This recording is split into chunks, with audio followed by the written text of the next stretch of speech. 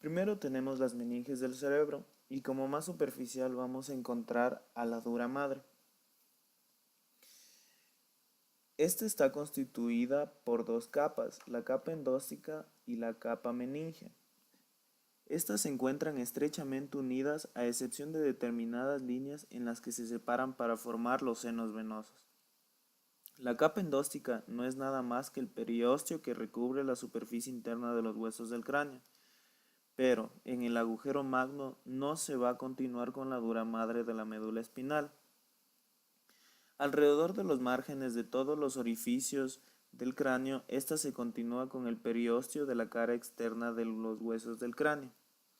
A nivel de las suturas, se continúa con los ligamentos suturales y esta está más adherida firmemente a los huesos de la base del cráneo. Luego tenemos la capa meningea, que se trata de una membrana fibrosa y fuerte que recubre el cerebro y se continúa a través del agujero magno con la dura madre de la médula espinal.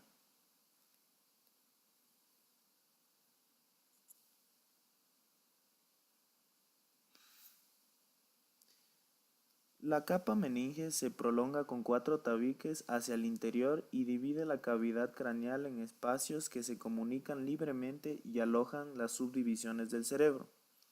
La función de estos septos es restringir el desplazamiento asociado con la aceleración y desaceleración cuando se mueve la cabeza. Tenemos la hoz del cerebro, que es una hoja falciforme de la dura madre que se sitúa en la línea media entre los dos hemisferios cerebrales, que es la que encontramos aquí. Su extremo anterior es estrecho y está pegado a la cresta frontal interna y a la apófisis crista galli. Su parte posterior es ancha y se fusiona en la línea media con la superficie superior del tentorio cerebral, que es este de acá. El tentorio cerebral o tienda del cerebelo es una hoja de la dura madre en forma de media luna, como se puede ver, que forma el techo de la fosa craneal posterior y recubre la superficie superior del cerebro y da soporte a los lóbulos occipitales de los hemisferios cerebrales. En su borde anterior existe una hendidura, la escotadura del tentorio, que está por aquí.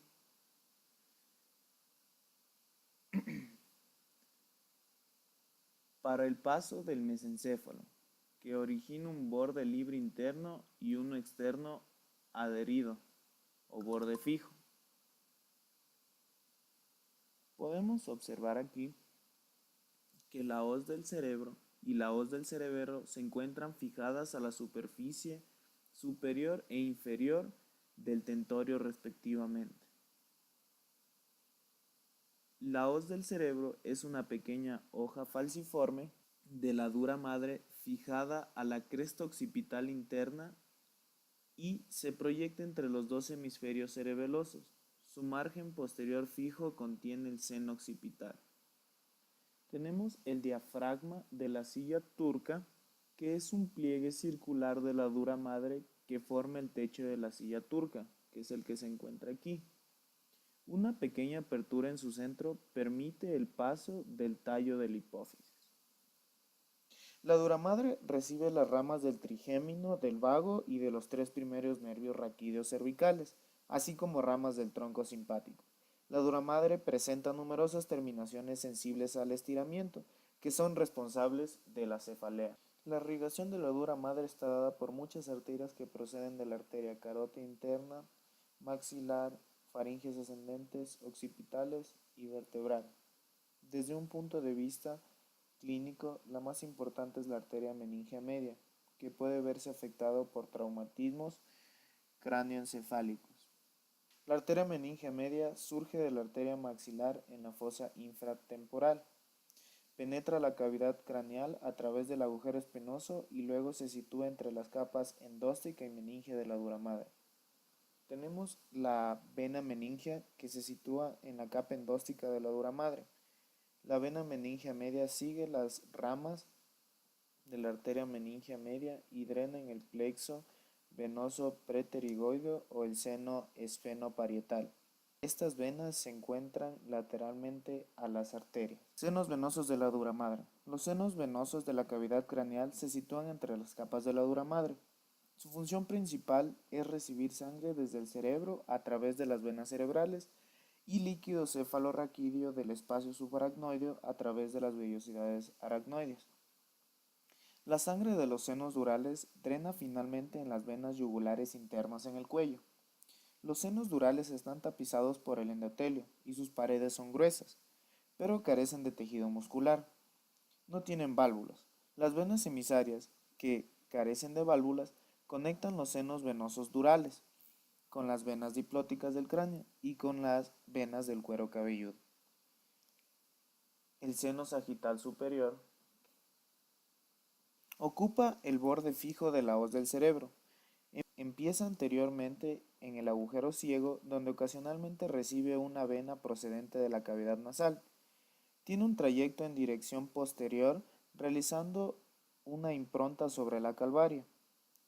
En la protuberancia occipital interna se desvía hacia un lado o hacia el otro, usualmente hacia el derecho, y continúa con el correspondiente seno transverso. El seno sagital superior recibe en su curso a las venas cerebrales superiores. En este se dilata a nivel de la protuberancia occipital interna para formar la confluencia de los senos. El seno sagital inferior ocupa el margen libre inferior a la hoz del cerebro.